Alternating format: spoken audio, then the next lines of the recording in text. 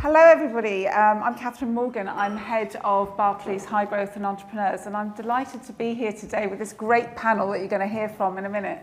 But it's our great pleasure to be relaunching our High Growth Live events with this event today here about balancing the books for high growth businesses. And we're here at Rise in Shoreditch, which is really great to be here in person. So we're delighted to have some people here with us today, but also to be joined by viewers on Facebook. And if you've got any questions you want to raise, we will be picking them up through the comments on Facebook. So please feel free to be posting while we're chatting here today. So I think the best thing I should do is introduce our great panel, right? So let's go round here. So rather than me doing a really long introduction, I thought my panel could introduce themselves because they'll do it more justice. So first of all, we come to you, John. Yeah, hi, I'm John Dawson. I'm a partner and head up the creative media and technology sector at Haysmacintyre. We're a firm of chartered accountants, tax advisors, and we look after a range of clients all the way from very early stage startups through to international listed businesses. We provide a range of services from anything from kind of incorporating early stage businesses and some of the early stage advice around corporate structures all the way through to IPOs and supporting businesses on the listing process or other private exit events as well. Thank you, John. Kellyanne. Hi, my name is Kellyanne Perez and I am a lead of global operations at Envopap. And Envopap is a sustainable materials company. We are present in 50 plus countries and we're growing. Fantastic, thank you. And Mitch? Hi everyone, my name is Mitch, currently a co-founder and COO at a company called Volta, XR. We help musicians and artists generally create experiences, immersive experiences in the mixed reality space. We're working on a sort of deep tech metaverse piece. I guess my background as well, kind of bring a couple of different perspectives. Insofar as I actually worked in investment banking to start with, have been a racing driver, and then my kind of role after investment banking was through to co-founding a business called NES, essentially a business around helping the high street get more customers, footfall on demand essentially. And that's taken me through now, to my current role here at Volta. I do also advise sort of 3 or 4 different startups and consult for a company called Olio, Olio being a company which helps stop food waste at source. So it's a community peer-to-peer sharing app. And across all those startups, Volta being kind of my current founding role, more at the earlier stage and just gone through a seed round. Olio is just about to gear up for their Series C round. So they've just closed a $45 million round and everything sort of in between. So I'm gonna try and bring some different perspectives from both really early stage and a bit further along the kind of startup side of life. Fantastic, thank you guys. That's really a great way just to get us warmed up there. So look, one of the things I wanted to do is just let you know what we're going to be covering today. So what we often get questions from founders and businesses and startups about, how do I start on this journey? What do I need to think about when I'm thinking about cash flow, when I'm thinking about the difference between cash flow and investments? And really what today is about is kind of deep diving into some of that, thinking about how you think about cash flow alongside future funding, but also we're going to try and tease in and find out about some of the pitfalls as well as the top tips, right? So what to avoid as well as what to do. So hopefully we're going to learn from everybody's experience here. So I'm going to dive straight in, right? So one of the first questions I often get asked is from people who've less experience in business is kind of like, what is cash flow and why is it important? So John, what are your thoughts on that? Yeah, I think probably there's an important distinction between cash flow and profit, and something that early stage or founders sometimes aren't as aware of. I think the concept of cash flow is a P&L, so it is your profit and loss account with some delays and some timing differences. And then you have other aspects that are interesting to your cash flow, for example, investment, funding, debt, and other things that kind of creep in at later stages as well. And I think it's just really important for businesses at an early stage to understand that their costs and when they're forecasting their expenditure and when they're thinking about the costs of growing or running their business, that isn't the only aspect of their cash flow, and there are other aspects of their cash flow that are going to be important. Once you sort of roughly understand the distinction between the two, I think then it's important to start modelling both and understanding what or sort of how the two will look over the course of your life cycle of a business and how they'll kind of change over time. Yeah, I think it's really interesting. And I'm curious about teasing into, as we get into the discussion, some of those differences about, you can have quite a profitable business, but you can still be cash poor, right? So they will be some of the things we can kind of dig into, right? So Kellyanne, from your perspective on that topic, I know you often look at kind of helping businesses go through certain phases of their journey and raising investment, as well as looking at their cash flow. Quite good to get your perspective on what you see maybe in some of those times which really drive home the importance of kind of managing cash flow. Yeah, definitely. So as we all know, cash flow is very important in terms of profitability of the business. As he said, the profit and cash flow is completely different, because a company can be profitable, but all that profit can be realized the next year or preceding year as well. So how do you really pay out? Obviously, as a business, you're making a profit, but also you're accruing expenses. And how do you pay that expenses if your profit is gonna get realized next year? So that's the importance of cash flow, because how much money today do you have? Because if you don't have money today, your company valuation is gonna be very difficult, regardless of how much money you're gonna make 2 years later on the road. Yeah. Cash is king, yeah? Yeah, cash is king. I stole someone's line, I'm sure, there already. So Mitch, I mean, you've had the opportunity to set up a number of businesses. So kind of what's your perspective on cash flow? You need it, that's for sure. No, I mean, all jokes aside, it's very, very different depending on what stage you're at, and also at what point you sort of raise financing. If you're looking at a very early stage business at pre-seed level, that's bootstrapped, so has no external financing, really it's around essentially growing your revenue base, keeping your costs down, looking at kind of potentially just a founder structure, and really, really, really trying to win as much BD and as many clients as possible. But as you go further through that sort of growth cycle and you move from kind of pre-seed through to seed to Series A, the emphasis more becomes around tighter budgets, tighter control, tighter management of cash flow. And also starting to leverage different vehicles, because the odd thing I find of cash flow is, as you scale, there's actually more opportunities in a way to manage your cash flow. There's more things available, more structures, more financial instruments, which is somewhat perverse in the sense that the bigger you are, the more opportunity you have, which I guess is the general model of capitalism in that respect. But it varies tremendously.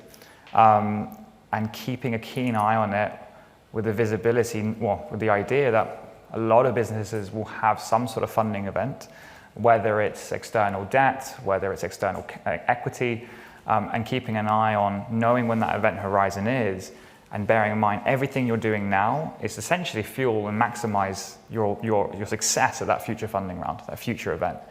And to me, at least personally, you can be as rigid and as calculated on cash flow as you like, and there's a number of instruments we'll explore today and discuss, but it always comes back down to build the best possible business. If you build the best possible business and the most successful business, and that varies depending on sector, you're gonna have more chance at succeeding at that external financing event, which is ultimately something you're gonna need to grow, to accelerate, or to keep the lights on for one of those three different reasons. Great. So, I can go a couple of different ways. I'm kind of trying to decide which way to go next. We started to touch on tools there, so just wonder for anyone on the panel, what kind of tools have you seen or used that you think actually really would be helpful for entrepreneurs to consider this? I mean, I know one of the questions we were talking about was, is there a perfect way to do cash flow modelling? Perhaps you can share a view on that. Yeah, I think it's a question we always get asked as accountancy providers with our clients is, do you have a template that we can just fill in and it will spit out all the answers and tell us what to do? The answer is not really. I think when we think about building cash flows, we talk about a few concepts as opposed to saying kind of these are hard and fast rules of how you should do it. I think that the concepts that we work to are understand your revenue model. Every business is very different in terms of their revenue model. And to give some tangible examples, if you're in the home of fintech, if you're a fintech and you're looking to sign kind of large value license contracts and you're an early stage business, your first license contract, when you sign the bit of paper, you think, I've just signed a £500,000 contract, whatever it is. Actually, when's that going to be paid? And actually, when are you going to recognise the profit on that? That might be in years to come. So I think understanding your revenue model and how that then feeds into your cash flows, number one, and that tends to be where most cash flow builds start. The cost-based structure is then really important, and that tends to link through to an assumptions page on your model, which is really the important part of kind of building any model. Now, every assumptions page will look different, but this is where you sort of start to think about, okay, what are my salaries going to look like? You know, how many employees am I going to have over the next few years? And you start to kind of build up from there. So I think for me, there's not necessarily a tool, but there are some concepts that you can follow. I think the final thing I would say is we try to talk to our clients about cash flow modelling and just general forecasting as being kind of an evolutionary process rather than something that you just do once and then sort of say, oh, I'm glad I've done that, and you put it in the shared file that then gets used in a DD in years to come when someone invests. You sort of have that, use it as a tool to actually manage your business rather than just preparing it for the sake of preparing it. So it might be something that you're looking at weekly in some cases or even more regularly. That's really interesting. And Kellyanne, when you go into a business, what's the best practice you've seen in terms of this is how cash flow works really well in practice in a business? Have a cash flow modeling. Like that, I cannot stress that enough. I've worked with a few startups, and trust me, there are startups who don't have cash flow management at all, you know, or even budgeting. So I guess what I want to say is start with the basic, and then the basic is have a cash flow management. Yeah, that's the most important thing. And then secondly, as John said, it really differentiates from company to company. For example, I worked for a fintech startup, and for them, it's the revenue model is completely different, right? Because it's a fast loan kind of fintech company. So the repayment, as I said before, the profit versus cash flow, right? So yes, they're realizing they're making sales this year, but when is it going to get realized? That's the difficulty of modeling that cash flow for that specific company versus if it's manufacturing, then there's a seasonality comes into play, and then there's a repayment of the loans that comes into play. So it really depends on the business itself. And what I would really highly recommend is get the founder or the CEO sit down next to you if you're doing the cash management, because they're the ones who understands the business. And cash flow management is basically, for me, it's a dictionary of the company and how you, basically it's the whole operation of the company in one place. I mean, look, on my side to that as well, they're looking at as kind of different kinds of revenue generating models, right? Like we discussed beforehand in terms of invoice finance, for example. Like if you know you have long duration risk between receiving cash from, from a contract, there are companies that you can work with that will finance that revenue up front. And essentially, you might get, say, 90 pence in the pound or 95 pence in the pound, but in order to have that cash flow security, there are ways in which, exactly, by knowing your cash flow and knowing the kind of timings in place, that becomes very, very beneficial. And, for me, at least at the early stage, back to kind of having a cash flow model, the most important thing for me is put down your costings. It's the biggest known. You know your salaries, you know your staffing, you know your overheads, you know your rent, you know all these kind of different inputs.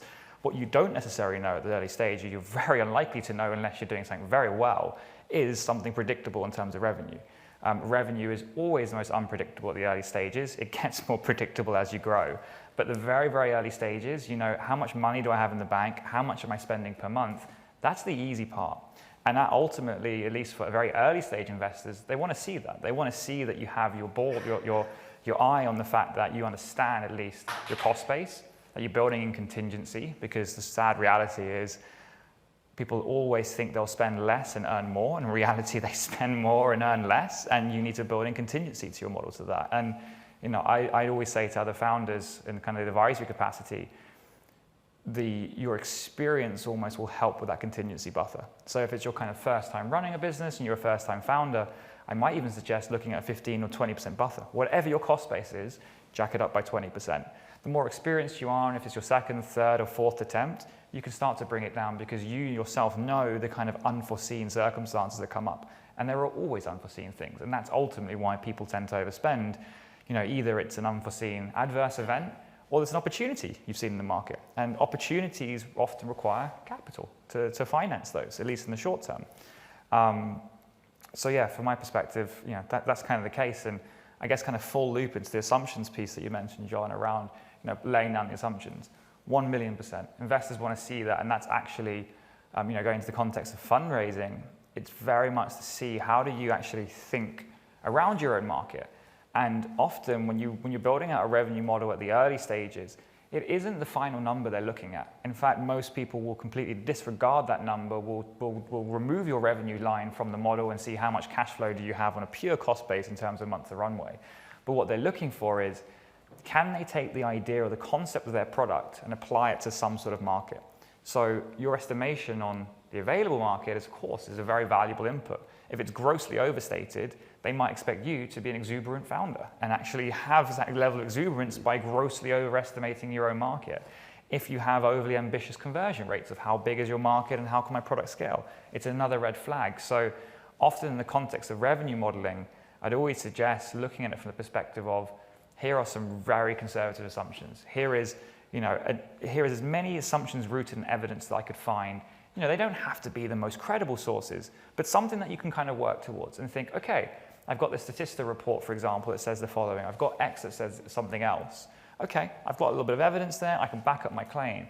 Use some really conservative assumptions thereafter. So most times you'll get, mobile app marketing reports. They'll give you a range of conversion rates. Pick the bottom end. And if you can make your model work with a load of these kind of bottom end assumptions in a smaller market, that is what's really compelling to an investor story, because they know if there's some surprise to the upside, or you're managing at least your cost base in a very monitored way, you are at least going to deliver at the very minimum on your baseline expectations. And that is kind of the earlier stage piece. Whereas obviously as you go further along, yes, revenue becomes more predictable. You can start to lower your contingencies, start to actually test those assumptions and actually extrapolate less in your model and actually start to root more evidence into the model.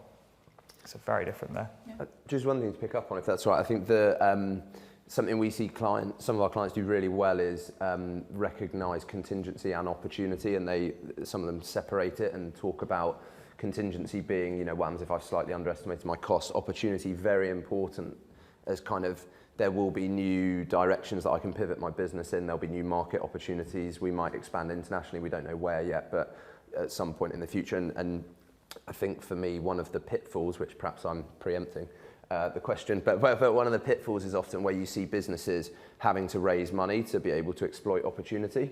And when you're in a position where you're saying to an investor, I need to, or if you're looking for debt and you're saying, I need this to be able to explore this opportunity, you're already slightly on the back foot compared to actually if you just had set some of that aside already, and you're able to at least kind of dip your toes in a new market, for example, then go to an investor and say, look, I've already started to explore this. I've got a bit of traction. I've got a sort of semi-credible business case for further raising. So I think that is a really good tip for early stage businesses, particularly where they're kind of thinking, I've got the concept, I roughly know, but the direction of my business is going to change over the next few years.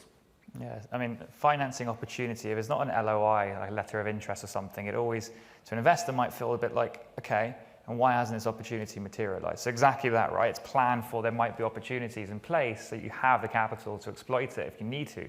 Because trying to raise capital to fund this new opportunity is a little bit like the leprechaun at the end of the rainbow, that you're constantly chasing this new sort of opportunity, this new thing coming along. I think every single time to that point in terms of contingency versus opportunity, every time I've closed the funding round, whether it's myself for my companies or for advisory companies, no matter how well you've budgeted cash flow and looked at especially the cost base and looked at, I'm going to hire 3 more people in this department, 2 over here, and so on and so forth. The second that round closes, people will come to you as the financial controller or the COO or CFO and present to you an opportunity. Oh, I need this new laptop because it will increase my productivity. I need this new thing. I need this new staff member. And every single time, I can't say how many times it happened for it, to the point now where I literally look at month 1 post-funding and deliberately put a large buffer of opportunity and contingency there, because you just know it just is repeatable. Human behavior. Yeah, I think it's really interesting actually knowing that sort of, how do you take advantage of opportunities? Because I see it quite a lot where there's that shiny new thing, but actually it's taking it in the realm about, is that the right way to go and spend your cash flow right now? I wanted to just pick up on the point. A couple of you have referenced, good places to help you ground your assumptions. Yeah, and so you talked about some sort of key statistics you could use. Kind of what other advisors or useful places can you kind of go to help me, help you go right? Actually, this is a solid thought process that I'm putting down on paper. I know you said go to the founders of the business, but you equally might be going, well, actually, I want somewhere else to help me ground out why I think that's a fair assumption. Any tips on that, Khaliun? Comparable. So you can look into more, more public information of a comparative company, correct? So your competitor, it could become your competitor, it could be anyone else in the similar industry. That way you can do that, but if your company is starting up and all your competitors are also starting up, then it gets a bit difficult to get that information, the financial information, from a public source. Then I guess the best way to do is just go through all the websites you can find. That's verifiable though. Verifiable, yeah. Yeah, verifiable. Don't source Wikipedia. There's a merit sometimes. Of course. But, And look, at least I could personally talk about this topic all day long. This is kind of squarely in my wheelhouse of kind of testing assumptions. And for me, it's kind of back to startup sort of Bible of test, measure, learn. In the respect of, if you have an assumption which is, okay, I have this product and I want to launch it in North London, how much will it cost me to acquire a customer? I mean, I'm just picking a very hypothetical example. Find the smallest possible test. If you're looking at North London, it's too big. Go smaller. Pick a street. Pick the smallest possible thing because that will cost you the least money. Run a small experiment. Get back something. You'll get back some sort of level of data, whether it's a cost piece, whether it's a revenue piece, a conversion metric, something. Okay, I now have this one thing. I now have to see is it repeatable. So you've run the test, you find the lowest common the lowest MVP, minimum viable product, or in this case, minimum viable test. You run out to market, you repeat this experiment in another street or another area. And I'm now looking very geographically, but the same is true of digital marketing channels. Run a small test. Don't spend 10% of your budget on an Instagram campaign. Look at a real nominal value. Run the experiment, repeat it. Do I get a similar result with a different demographic or a different geographic set? And the more and more times you repeat something, at least for me, if it's 3 to 5 times, I kind of treat that as a validated assumption. But I'd often deliberately, when I'm sort of looking at scaling companies, will put teams in charge of testing out hypotheses. And one of their biggest things to do is to test hypotheses. Come up with hypotheses and try and deliberately break them. I always prefer the rhetoric of, rather than trying to prove yourself correct, because everyone can prove themselves right. You can always find a number somewhere online, somewhere in an experiment that will prove you right. But trying to prove yourself wrong is a much harder experiment to try and do. And when you do it, it's almost creating that rhetoric or the kind of philosophy in the company of, this is good. This is a good thing. We've learned something that's wrong, because it means I won't do that again, and I can explore and get to the answer quicker.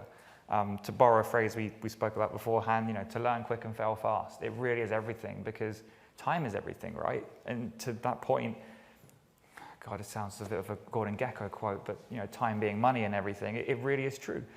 Cash flow cost burn is a monthly output. What is a month? It's a time-based measure. So the quicker you can run experiments, the quicker you can measure progress or have momentum or traction within a given month, you're going to achieve more results. And they don't have to be the right results. But if you have 100 assumptions or 100 hypotheses and you break down 40 of those a month rather than 10 a month, that is measurable progress. You will get to an outcome. It doesn't mean it's a guaranteed right outcome, and it might be an unfortunate, painful truth in the journey of scaling the business. But at least you'll find out quicker, and you'll invest your resource, because your time as a founder or a startup owner or an SME is the most valuable thing in this whole world. Just as a bit of balance, I think if to do something quickly, I would tend to say from my experience that if you're talking to a founder, they'll be too optimistic. Yep. If you're talking to an accountant, they'll be too pessimistic.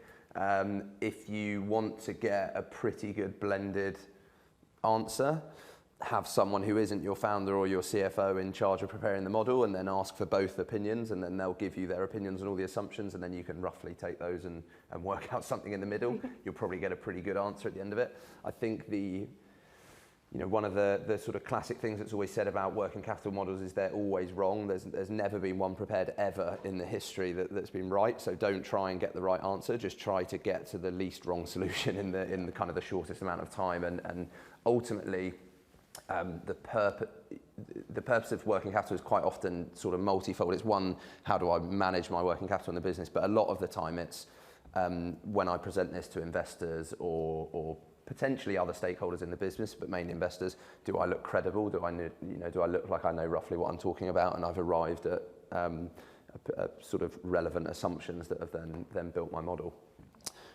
So yeah, I think if you're looking for a quick solution, you can probably use psychometric tests within your business or within your network, and you can probably find people who tend to be a bit optimistic and a bit pessimistic, and try and land somewhere in the middle. To add on that, like there's a statistical test where, like you put a bunch of like little balls in a big jar and then you let the audience guess. And usually the average turns out to be very close to the amount of marble balls in the jar, right? So the same concept, right? For assumptions. Talk to as many people, read as many articles as you want, and at the end of the day, the average will get too close to close to the reality. Yeah. And I mean, from the perspective of being a banker as well, I think, sometimes go and ask a friendly banker, like, what questions would they ask you on this? Because they're good things. Do I have the answers to those questions, right? Because we'll typically ask well, how did you come up with that assumption? And have you thought about the downside of this? And, have you factored in inflationary pressures? And have you thought about, if you're going internationally, you've got some foreign exchange concerns? And you'll get a ton more questions to kind of lob into your model to go, okay, have I thought about those? So I think they're, friendly advisors, whoever they may be, you're a banker, you're an accountant, you're a kind of professional advisor within, your sector, it's all going to help. So you're trying to say, get me data to answer some questions, and I'm going, get all the list of questions as well, right? Because that will help you put those two things together, and then you kind of go, actually, I've really thought about both ends of this equation, right? I think bankers are somewhere in the middle. We're not totally pessimistic, but we are somewhere in the middle. I mean, look to that exact last point you just made in terms of get me as many questions as possible. So, for example, at Olio, so far further along kind of the growth spectrum, with 7 million users and 59 countries, there is a dedicated team within the growth team that I'm a big part of. That is literally the role is on a weekly basis. We sit down on a Monday, we come up with new hypotheses, so new tests, new questions, and then we spend the next day thinking how do we test these hypotheses? How do we really break them down? And then we run experiments, and we come back on the Friday. What did we learn? What worked? What didn't work? It's exactly that. It's a perpetual sort of loop of more questions. Try and break those questions, at least deliver some answer, yes or no. Yes, persevere. No, goes on a long list of bad ideas. But again, it's measured progress. And, every week, it's the classic, if you optimize something by 1% a week over a year, I mean, was it 108% or something? It's a bit more, way more in fact. So show you But it's good. Keep trying, keep testing. Yeah, those are kind of key messages, and think broadly about your assumptions. So let me pivot slightly, right? So we wanted to talk about a bit about cash flow versus investment raises and decisions that leaders of businesses need to make about, where am I spending my time and my effort? Am I focusing on the investment aspect? Am I focusing on the cash flow aspect? So it'd be quite good just to kind of say, well, how should entrepreneurs think about these two dynamics, which are equally important to the success of the business? I don't know who wants to kick us off. I don't mind. I'll give it a go. I think it is a unique balance to every business. I think there are some concepts that founders should have in mind when they're thinking about this, but I think it is going to be different for everyone. So there's not a sort of rule of you should raise 2 years worth of cash flow every time or anything like that. I think the constant battle in startup world is how much time do you spend investing versus actually running your business. Part of running your business is sort of managing your cash flow. The opportunity of raising plenty of cash to then be able to go and run your business without having to think about it too much, you've got lots of opportunity cost available to you to go and explore new options, is a huge positive. The downside is you might be potentially selling equity at a lower value. So that's sort of the trade-off and the balance that you're thinking about there. I think probably the key message, if you go right to the other end, I'm almost running out of cash. If you're, my view is if you're within 6 months of running out of cash and you're then talking to investors, you're really on the back foot. So there's a general rule of thumb that 12 months out from when you're going to run out of cash is the time you want to start talking to investors. Assume it will take 6 months to close anything that you're working on. And then at the point where that sort of investment is realised, you're in quite a strong position when it comes to talking about valuations because you're not desperate for that. So I think that's a pretty useful kind of rule of thumb to think about. Of course, what you don't want to do is raise 12 months working cap and then you go, right, I've run out in 12 months, so I now need to start going and talking to investors again, and it can become effectively all you do as a founder. So I think those are probably some of the things to think about when you're trying to work out what's the right balance for you. Yeah. And I mean, I would say as a golden rule, a minimum you want to look for is 18 months in terms of, there's nothing beyond that, but exactly for that exact anecdote, knowing that, okay, you almost have to think, what can I achieve in 6 months, because I will be hitting the market again for my next eventual raise, right? So to that point, kind of, on the balance of sort of fundraising versus cash flow, if you've got a fundraising event on the horizon, it's all about funding. And at that point, it goes back to my first point, which was, my first answer around the importance of cash flow. I think I gave a slightly contrived answer, which is actually around funding. Build the best business is the best opportunity for a funding event. Thereafter, once the capital is in, it's all around tight cash flow management. And kind of to John's point around, you don't want to be up against it if you're running out of cash and you're starting to raise more capital. An instrument that I found really, really, really helpful to help founders navigate that, and I've seen it firsthand at my current business where things got rocky even a year ago because the business was flying, but we left it too close to the funding round. We were a little bit too exuberant. We came out of an accelerator based in LA, and there's some cultural differences between the US and UK, which obviously a little more optimistic. And the instrument we use there, and I've used before, is a safe note, a simple agreement for equity, which ultimately is basically an IOU. It's an interest-free bearing instrument where you can raise capital, particularly from angels. Angels are more likely to engage in this kind of financing, where it's essentially an IOU that converts to the next priced equity round. What do they get in return? You can offer them a discount, so they get essentially more shares at the next price equity round, valuation cap. So if you think you're going to hit the market, let's say at a 10 million post-money valuation, you might set it to the investor at 8 million. Net similar, but it gives them a cap on their on the downside in that respect. But the great thing with safe notes, and that point where you're really kind of trying to navigate that muddy water of I'm running out of cash, and this is assuming you think your business has got legs, right? Because if you don't, it's a fool's errand. You're wasting your own time, let alone potentially being dishonest and slightly unethical to investors. But if you do think your business has legs, the other thing with a safe note is administratively, it's very low touch. It's a 2-page document. It doesn't cost much in legal fees. It's very, very, very, very quick to execute. And the benefit is the capital comes in at the point of the signing of the document. You don't need to wait for a whole round to come together where it's debt instrument or an equity instrument. You can offer safes literally on a rolling basis.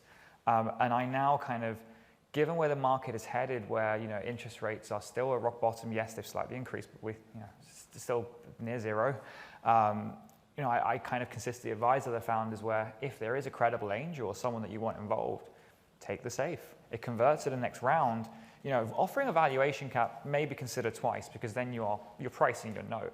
But offering a straight discount on a small amount of equity contribution to get that cash up front is a very interesting piece. And that angel will work for you because they know that they will be in the cap table. They'll almost sweat it more because their debt instrument has not yet converted. So I find it a really, really powerful tool to consistently actually raise capital, even when you don't need it. We're doing it right now at Volta. We closed our price equity round just a month and a half ago. We opened a safe round up after because there's market demand for what we're doing. We did it pre-round as well. To be honest, I don't think I'll move to a world now where we won't have a scenario where we don't collect safes. If there's an opportunity where we're working with strategic, and yes, in this case, things are going well at this point in time, so we're obviously being a bit more careful and considered around who we're bringing in and who can bring in value over and above the cash. But the same is applied even if you just need the cash, right? The same mechanics still apply. It does give that perspective a little bit of, unfortunately, at least at the early stages, always be raising, or the early stages are maybe defined as before you're profitable and have positive working capital. But nevertheless, that is, in my perspective, sort of a role of a founder. You're always trying to close new business and bring in revenue, and you're always trying to bring in cash basically wherever you can, whether it's in the form of business or investors. Of course, new business is preferred, and repeatable, predictable revenue is obviously more preferred than dilutive equity. But that instrument I've really, really, really found powerful. And I guess have to balance the focus on cash flow versus investing. It also boils down to understanding your cash flow, right? Having cash flow management. I cannot stress this enough. Have a cash flow management. Because again, let's say if it's a software company that has already developed software, and they're just focusing on licensing it, then it's a completely different story than a manufacturing company, right? Because manufacturing company is a very cash-heavy industry. It requires constant funding versus software company. It already developed the software, so what kind of cost would it incur, right? Not much. So it really boils down to understanding your cash flow, like why do you need this cash, when do you need it, and can you afford to do this on your own? If not, go for outside source, right? That would be a loan, equity, whatever, right? Yes, so should we talk a bit about debt as well? When would you consider debt in this equation, Kellyanne? You mentioned it earlier. I think it was one of those things about, debt. When would we consider debt as well, alongside this working capital journey? Alongside, you've got investment opportunities, you can see that, but you're still trying to bridge this working capital piece. When does debt play in? I think traditionally, before sort of talking outside of fast growth very quickly, and then we'll come back to it. Traditionally, debt came alongside equity. So as traditionally, businesses would raise money and then they would also sort of gear themselves. In fast growth world, we've seen a lot of businesses hit the market with almost no balance sheet. So you've got businesses who are just spending. They're just raising money, spending, in the hope that one day they create something that's worth an awful lot of money. And that's sort of how fast growth tech world has been born. We're now seeing a lot more debt in fast growth world, and I think that debt providers are realizing that there are some assets. So whilst you might have a balance sheet with very little on it, you are building intellectual property, you're building client lists, you're building network, you're building all of the things that investors are seeing value in. And the reason that investors are coming in to buy equity, I think debt providers are now being quite clever in how they're creating instruments that can be linked not necessarily to traditionally a property or a warehouse full of stock, but actually saying, let's start to think about this underlying business and what assets it does hold, even though they might not necessarily sit on the balance sheet. So I think we've probably seen within our client base debt being introduced at an earlier stage than it had traditionally, just for general working capital purposes. Yeah. I think the second piece, just to quickly touch on, is that we often see debt coming in as sort of in a bridging round. So the concept being that perhaps you don't want to always be selling your equity, and actually to stretch out that period between two equity rounds, it can be very valuable to bring some debt into the equation. And I think, again, debt providers quite like that concept, that this is a finite period of time. I understand why I need to help support you from here to there, and it's sort of, in theory, everyone wins. That's the perfect time to take debt on, I think. Yeah. And also it comes down to timing as well, right? Because equity takes time to raise. It could take from 3 months till 2 years, even 2 or 3 years, right? So if you need the money now, then what do? You go to loan. But again, the interest rate is high and all that. But again, cash management comes into play, right? Is it really worth taking this loan at this interest rate? Will I generate this interest back with that money that I'm gonna get, That's the analysis you have to do before committing to anything. Yeah, and look, I mean, there's already some theory out there, Modigliano Miller, kind of classic econ, the cost of debt is usually by definition cheaper than the cost of equity. Yeah. But to your exact point there, it is around, can you finance that debt? And often, and I see that you'll get a nice email in your inbox that is talking around a huge amount of debt at a very low interest rate and so on and so forth, and it's not a scam, it's legit. And founders can get very excitable and think, oh wow, I can raise £1 million at a 1% rate, isn't this great? But if you're going to spend that capital to fund growth, you still need to pay back the loan or the debt instrument, let alone the interest rate. The interest rate is just it's the fee essentially back to the provider on top of it at the end of the day, plus whatever their funding rate, minus whatever their funding rate is.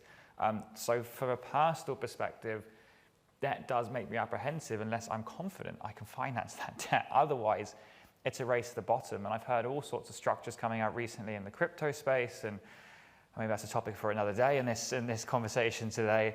where ultimately it's being structured as that instrument, and I've seen people race to the bottom in that respect.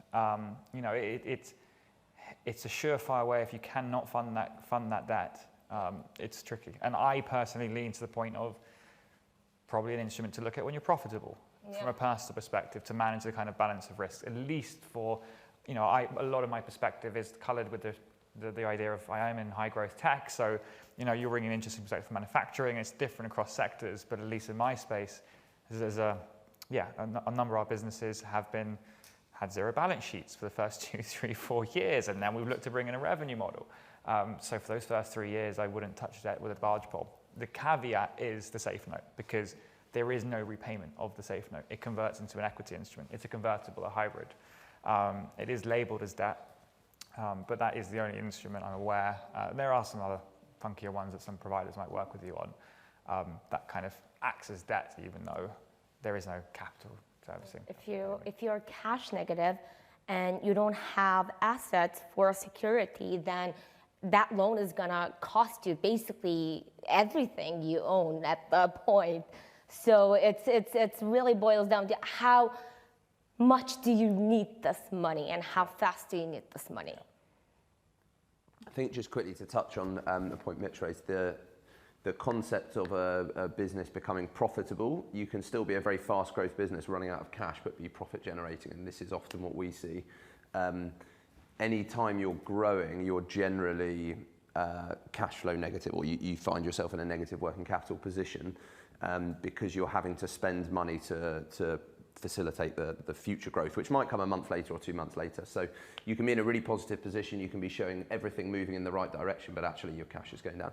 That tends to be the time when businesses are talking to debt providers around actually how do you fund my working capital, and then you have sort of traditional working capital finance coming in to support that. So a funder would say, we can see that you're making money, we can see that everything's moving in the right direction, but we know that you need some financial assistance to kind of facilitate that growth. Yeah, absolutely. Yeah, because your historic business doesn't yet have that turnover that's kind of making it work, but the step up will get you there, and it's effectively a form of bridging that growth effectively through another way of doing it. And you talked about invoice financing, and there's other kind of products that help people with that kind of solution. Yeah. And as a counter to that, right, we spoke about kind of the revenue side, but it's also it's also in the rev side, but making sure you're collecting your income, right? In the respect of, and usually in periods of growth, every founders get exuberant again, and it's kind of like, great, we're bringing in loads of business, we're growing really, really fast, money's coming in, we're running out of cash, but we're profitable, this is good news, and so on and so forth. And people neglect debtors and start to get a little bit more frivolous. And to that respect, for me, there's a couple of really simple instruments. If you're in a business that's more, say, in a microtransaction space or collecting a lot of smaller kind of tickets and invoices, something I worked with quite a lot previously and a former business was there's a number of providers that support variable direct debit mandates. You bring your client on board, you ask them to sign a very simple form, a normal DD mandate, account name, sort code, number, that is that. And at the end of the month, the invoice gets done. You present an invoice, they have 14 days to dispute it, and it's automatically collected from their bank account. Doesn't matter the notional amount, the nominal amount, it doesn't matter at all. And in that way, you're spending less money on financial control in terms of actually having people collect the debtors and so on and so forth, and your income's coming in stably. In the event that, mandates can be cancelled, of course, and that happens, and we kind of only saw a very, very low rate of a couple of percent. You can, of course, underwrite those debtors. There are insurers that will underwrite it for 80p in the pound. And in some instances, you might want to do that. The fees I've seen previously from some of these firms are actually pretty competitive. So in order to kind of not forget about it, but at least again at the early stage where you're managing so many different things, I quite often will choose to underwrite that kind of piece of my business and actually look at putting whatever I can on variable DD mandates. So it's just, I know income's coming in. If I win business, income's coming in, and I don't have to not worry about it, but I've mitigated a number of this different kind of sides of it. And ultimately, whilst there might be a cost of setting it up, it's actually quite low compared with the cost of putting people onto it and ringing them up and debt collecting or what have you, or writing it off, right, if you never get paid. It's painful for business. It doesn't feel like a good use of your account managers or BD's time. It doesn't leave good taste in anyone's mouth. So yeah, automating that piece can be quite a good thing just purely from a semantic perspective, let alone anything else. Liberating the entrepreneur, yeah? Admin, we like that. We said cash is king to start with, bring in the money. Very good. So I'm just having a quick look to see if we've got any new questions coming through that we haven't sort of covered here at the minute. I suppose one of the questions I did want to ask was, I know that once investors are heavily invested in your business, they're going to want regular updates, right? And they want to know how you're keeping in control of both your cash runway, but also that growth. What level of detail do investors typically ask to see in those updates? You got a lot of giggles and grins here. Yeah. I think for me, the advice that I would give would be you want to be able to present them with the front pages. So you want to be able to present them with, this is the answer, this is what it looks like. And you want to be able to talk confidently enough about how you've arrived at that they then don't feel the need to say, no, I need to go and look at everything that sits behind it. When you get into the territory of investors digging into sort of every line item and where it comes from and what it's made up of course you're going to find holes will be picked and you've done things wrong, and naturally people will have just different views on it, and you can end up investing a huge amount of time into that. So I think if you put a lot of time into preparing it and you're very confident and comfortable in how you've prepared it, and you can talk openly about the assumptions you've used and how you've got to it, then you should be in a position where investors and potentially other stakeholders are happy and are confident in you. So I think that would be my advice, is trying to get to that point. I guess what I want to add is be conservative in your assumptions. If you're talking to investors, be as conservative as you can. Then investors won't question your assumptions, right? It has to be so low to the point they're like, okay, that kind of makes sense, And that way investors won't really go down to each and every detail. I mean, the way I kind of frame that is kind of always in general, you want to under-promise and over-deliver. You always want to throw the narrative of, I've said I would do this, but look, we've done this. And it's not through a lens of dishonesty. It actually is rooted in deep-level conservatism. In terms of my perspective, in terms of the detail to give to investors, one thing, actually take one step back, is I see so many founders that don't do this, even it's the most simple thing. Send monthly updates. Don't just send it to your current investors. Send them to your mentors, clients you've met along the journey, people you're inspired by, people you want to work with. I've had people write checks over an email on the back of it. People love to see momentum and traction and progress. And if you're consistently updating your I don't mean your whole market and your users and potentially your customers. I mean, a tight-knit community of them. It demonstrates that you're transparent, you're communicative, but inevitably you're demonstrating progress. And I've seen a number of checks that have come through over an email just on the back of that. And then in terms of, once your investors are on, or you're looking at existing investors, for me, your investors are your biggest allies. They really are. And, if stuff's not going well, tell them it's not going well. Because if you sit down in that board meeting and you're trying to raise another round and then they get a nasty surprise, there is no follow-on capital coming to you. You might find yourselves in a very different position that is not a position you want to find yourselves in.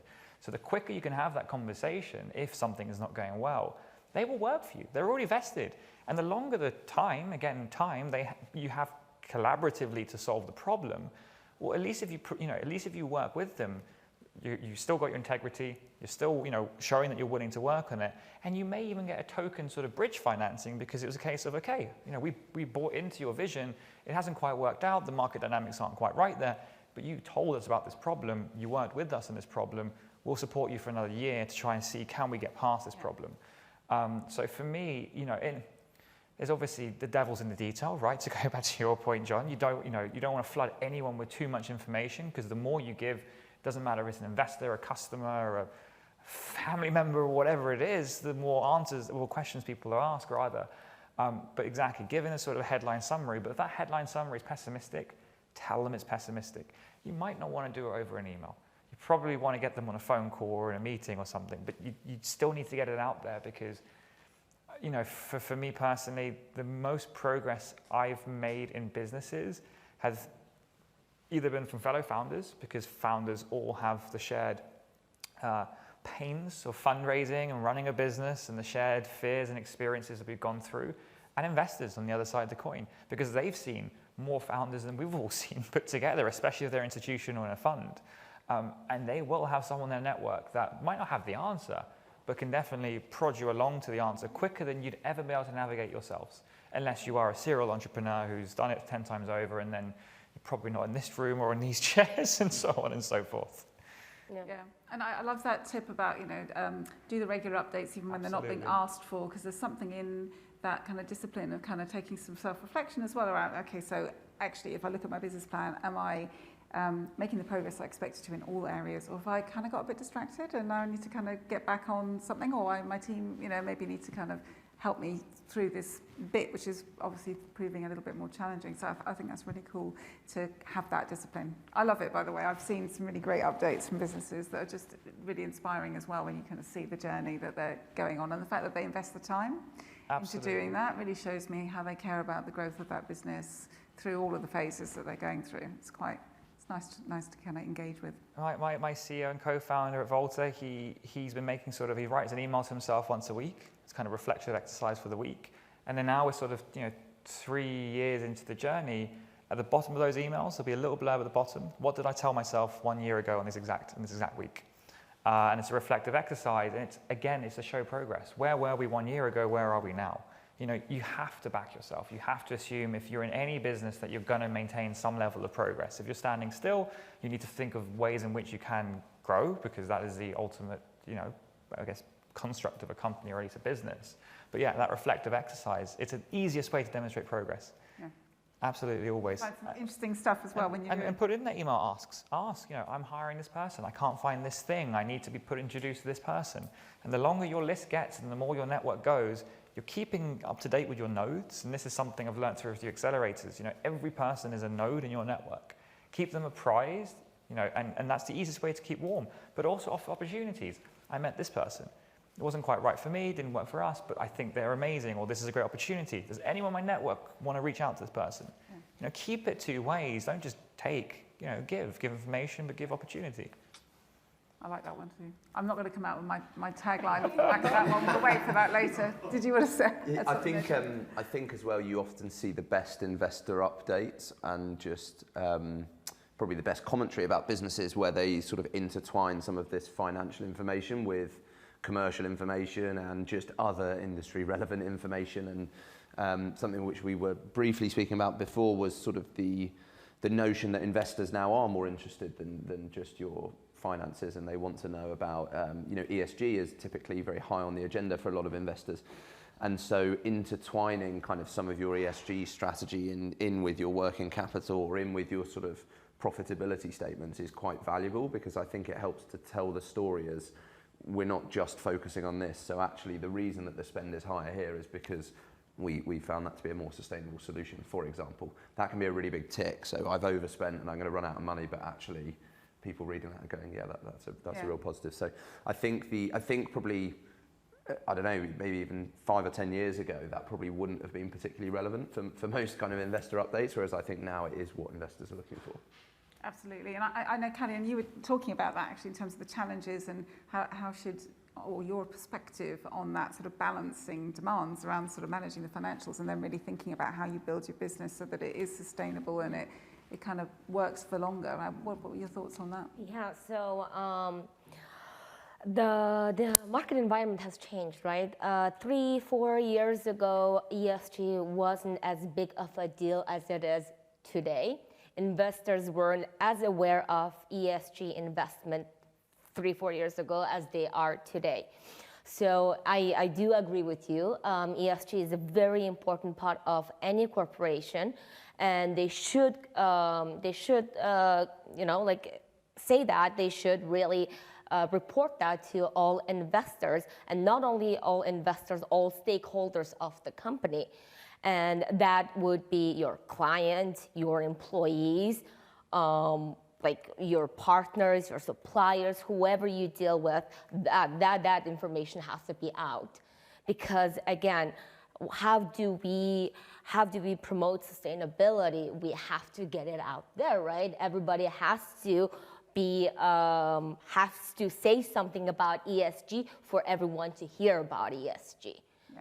So I agree with you. It's very important to put ESG information on any deck, any information updates you're sending to all your stakeholders. Yeah, and I mean, manufacturing as well, thinking long and hard about that value chain. Where is it sustainable? Yeah. Where is it not? Where can you change it? I think it's really important. Mitch, I know this is something that you're quite passionate around as well. You mentioned earlier that one of the things that you're working on is kind of trying to stop food waste and that kind of stuff. But how should, the thoughts and learns that you've had, how can entrepreneurs kind of layer that into their business, do you think, at the same time as they're thinking about growing? Great question. How I'd probably start with that is, and actually the first learning I actually had firsthand from Olio was, I kind of came from kind of, I guess, a pure sort of business school, a little bit of sort of, I guess, Bezos's book to a certain degree of, you've got price, quantity and quality, and you can only optimize for two, you can never pick three. And I kind of went into Olio with a mindset of, okay, well, we need to position this business in a way in which satisfies, probably price, because we're looking at food waste, so we can look at, non-high street prices. But how are we going to do quality convenience rather was the other, I messed it up, price, quality or convenience. How are we going to make it convenient? How are we going to satisfy it for quality? And really what I learned very, very quickly is this power of mission, which is actually what I'd now draw as a kind of a circle around the triangle, which is more powerful than any other factor I've ever seen in any business in any shape or form. The fact that we've got 7 million users, of which numbers of them have to walk, up to 1 kilometer, 2, 3 a day in order to do this process, but they do it from the goodness of their heart. They do it because they need the service. So how can other businesses, take on that rhetoric of the kind of mission piece? Well, talk about your mission. Talk about what you're actually trying to achieve. I can't compare my mission statement of, say, Volta, which is around the artist base and musicians, in terms of the comparative piece around solving global food shortages. But our mission at Volta is talking around empowering artists who aren't the biggest names in the world, compete with those biggest names. And it rallies the support of other artists, other people who want to join you on that journey. It kind of goes into that Simon Sinek sort of talk that I'm sure we've probably all seen on, people don't buy what you do, they buy why you do. And Olio is a manifestation for me of exactly that. It's the mission of what you're trying to achieve. And especially when you have a humongous problem like food waste, it's not doing it to tick a box. And I think there is a lot of examples where you might see some of the box ticking stuff. And unfortunately, you see it a bit in recruitment in that respect. And it has to be genuine because people see through dishonesty. But when you bring it in together with actually a very passionate and honest mission, like I said, you can really rally together. And it starts by being vocal. It starts by talking about it, expressing yourself, putting it on your website, bringing it up as a blurb in your emails. And to that point though, in terms of utilizing it, and again with Olio defines himself as a profit for good company. They don't call themselves a charity, they don't call themselves a food bank or anything of some sort. The definition is a profit for good. They're venture capital funded, they've raised a very large Series B round. And the point is that they're openly talking around the idea that by raising capital, by being a profit for good company, by reinvesting that capital, they can touch more lives. And their ambition statement is to have a billion Olios by 2030 on that exact sort of rhetoric. So bringing it all back together, how can other companies leverage that piece? By being vocal, by being honest, by being genuine, by actually having a team of people that actually are dedicated to trying to do something unique within your business, not just bolting it on for the sake of it, because other companies want to do business with ESG companies. In the product space, if you have a B Corp certification, you are going to get more business. People want to be aligned with you. The list of anecdotes could go on for more and more and more, but it's a real big driver, and we're seeing that sphere of influence get stronger and stronger and stronger with each generation. And in my mind, in my opinion at least, businesses in 5 or 10 years' time, if they are not aligned with ESG initiatives, they are going to have a very, very difficult time because the future generation of wealth will not want to be aligned with it. I think that there's also, from my world of financial reporting, there's so much changing. So it's obviously naturally starting at the top end as it tends to, and it will work its way down. But the emphasis now on large businesses in the UK to report more openly about their carbon emissions and their ESG strategy is something that shouldn't be what triggers businesses to change. Like businesses should want to change and then report on it rather than say, I've got to report at the end of the year, so we better do something about it. But ultimately, it's moving everything in the right direction. And as that kind of filters down through society, you've also got the startup world very conscious of it. So I think it's kind of coming together from both angles. And as you say, in 5 to 10 years, it's just going to be, it won't be a concept that we talk about as this sort of exciting new concept. Yeah. It will just be part of what we do, and it will be very normal. But I think kind of back to the where we started, reporting it alongside or as part of kind of your financials is just the norm now, and it's certainly what people are looking for. More investors are looking for that. And I think we shouldn't take away from, just very quickly, the fact that businesses need to make money to be able to have an ESG strategy. Yes. Putting kind of, well, I suppose, thinking too much about kind of non-financial information and focusing on that, you are in danger of building a business that is unable, it's not sustainable, and it's unable to kind of then go and deliver on the ESG strategy that you're ultimately trying to build. So I think it is very important not to take your eye off that. But it's you know, the world we're now in, there's now, in my mind, it's the most amazing thing, and COVID acted as an accelerant for this, which is there are now incentive structures in place to be, to have ESG initiatives. And let's not kid ourselves, we still live in a capitalist economy, at least in the Western world. Things like the carbon credit system. If you are able to offset carbon, you can profit from that. It is a profitable exercise. The point I made earlier, you can win more clients because people want to be aligned with you. You look at the public stock markets, and for example, and look at any ESG related stock. The proof's in the pudding in terms of the ROI and share prices in the last couple of years, right? It's a trend that, it's not just a trend, sorry, it's a thing to stay, and it's a thing that actually can drive more profit to a profit-making company.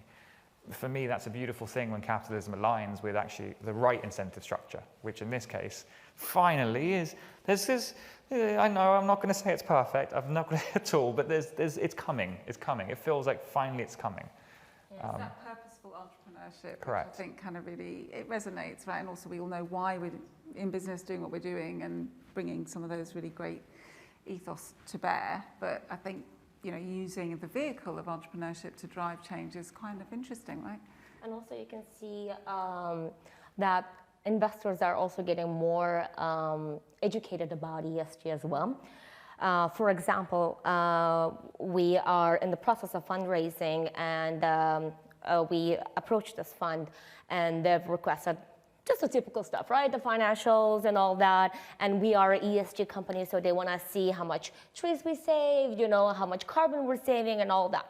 But then they actually more specifically, so the company, overall idea of the company is we use agricultural waste instead of wood pulp to produce paper and packaging materials. So basically what we do is we reutilize the waste, right? Instead of trying to grow something, cut it down and do something with it, why don't we use all this waste that's already here? So back to the point. So what the fund wanted to see is they actually wanted to see how we deal with individual farmers when we buy those agricultural waste. They wanted to see if we give them fair trade, if we pay them fair wages and all that. Like, that has never been the case before.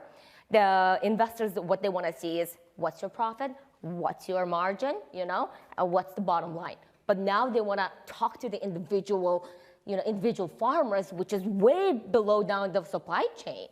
So that tells a lot about where the market is shifting. Yeah, I think that's really interesting, actually, that because those value chains are really important, and that it's fair value along the exchange all the way through. So I think we've broadly expired all the questions I've had. So I want to thank everybody for the questions I've had. I've been flowing through them on the iPad here. So to wrap up, we kind of did sort of mention, I wouldn't mind just hearing your kind of top tip, kind of key thing you want to leave our audience with. So who'd like to kick us off? Nobody. I had a couple of maybe pre-prepared ones that I might have already used in some of my answers. That's thrown me a little bit on the short, but to borrow some phrases from a lot of the literature that I found particularly compelling, traction is everything, and cash is king. And really, what I mean by that is constantly have your eye on the ball. We're winning new business, new clients, but at the back of your mind, or not even the back of your mind, if you've got two minds at the same sort of time, you're looking after that cash flow. You're keeping the lights on because there's chances where you're too opportunistic, and there's chances where you're your contingency is too low. So keeping your eye on the ball on both factors whilst ultimately winning business. You can do as much cash flow management as you like, you can do as much fundraising as you like, but if you're not bringing in clients or users or whatever business you're in, you still haven't got a business. Yeah. I guess for me would be, I'm a bit of OCD, so cash flow management, I'm gonna say it again, do not underestimate the power of cash flow forecasting, because again, let's take an example of just me, right? Let's say my salary is coming in at the end of the month, but I still have to eat. I still have to go to work. How do I do that if I don't have cash on me, if I don't have available funds on me? So that's why you have to plan it. You cannot just okay, I have this, I'll just spend it now. How do you survive the next 14 days, right? So it's very important, especially for startups, because it's easy. You're a startup, you're small. It's easy for you to create that cash flow management and implement that process to your operations and start it from the beginning. That's what I would want to say. Sorry, it's very bad decorum to add another point on another point, but given there's a little bit of time, I just wanted to share actually one other thing, which is, there are a lot of schemes schemes sound schemy, but there's a lot of other opportunities out there that doesn't have to be debt or equity, right? There's grant financing out there from various local government authorities. There's various government schemes, whether it's on the equity side of SEIS or EIS, the Enterprise Investment Scheme. That's a tax-protected scheme that I thought my colleague John would be bringing out at some point today from his practice. Sorry. But and I'll say a few of these acronyms just in the point of there's a lot of different other ways in which you can help manage your cash flow. That is in a non-dilutive manner and a non-debt manner. Another one I'll throw out: R&D tax credits. Really, really, really amazing scheme. Only in the UK that we have it, at least to the best of my knowledge. That actually puts us ahead of quite a few other players. I get the question quite a lot because most of my companies have US exposure, in fact, predominantly US exposure. Why are you domiciled in the UK? Why are you UK limited? Why aren't you a Delaware? Why and so on and so forth? And at least for a high growth tech company, simply talking around SEIS, EIS, R&D tax credits, and also on the employee side, which is a topic we haven't really covered, in terms of looking after your staff, because they are really everything. They're the lifeline of your business, and you are yourself a staff member of your own business. EMI, the enterprise management incentives for stock options, for looking after your staff, another tax protected scheme. So yeah, just to bear in mind that everything we spoke of is in terms of equity or debt or managing your cash flow, but there is a raft of tax beneficial schemes. There's a raft of grants the governments are offering. Innovate is one called a Smart Grant, which has every quarterly sort of system. And I really implore other founders and business owners to look at what's available.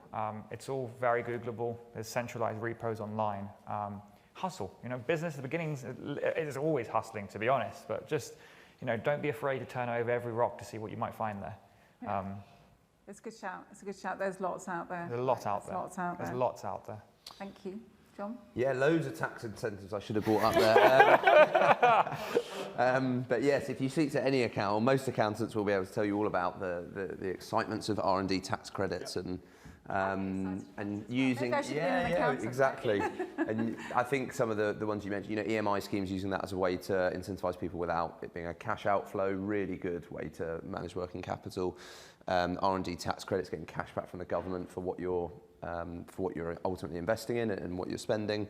And yeah, I think the UK is commonly regarded as one of the best places to set up a fast growth business because of lots of these things. I think in terms of top tips, I was just going to try and keep it really concise and simple. I think for me, avoid becoming desperate, and it is probably the key. It's a very pessimistic accountant's view on it, but whenever you're desperate for cash, that is when sadly you have your trousers pulled down, and that is the point that you never want to get to as a founder. So for me, I think it's having the foresight to never get to that point. Cash flow management. Exactly, as I mentioned earlier, you know, if you're getting to 6 months out, it's too late, so never let yourself get to that point. And, you know, as we keep talking about, you've got to have good forecasting tools, you know, internally to be able to actually manage it. Excellent. And if you are desperate, look in the mirror and tell yourself every bit of confidence, because investors will see it, other people will see it. They've seen thousands of people walk through their doors. Body language is key. You won't notice, but they will.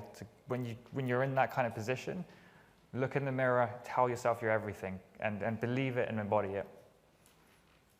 Superman pose, yeah?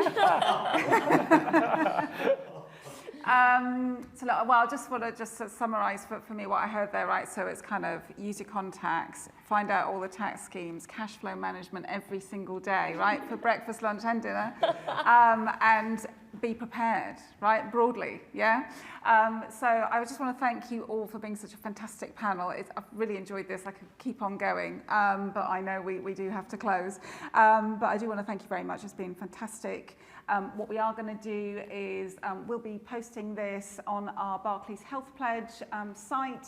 So if anybody wants to kind of watch this, highlights from this later, we'll do that. But we'll also put some of these interesting hints and tips up on the site somewhere too. So thank you very much for listening, and I hope to see you next time.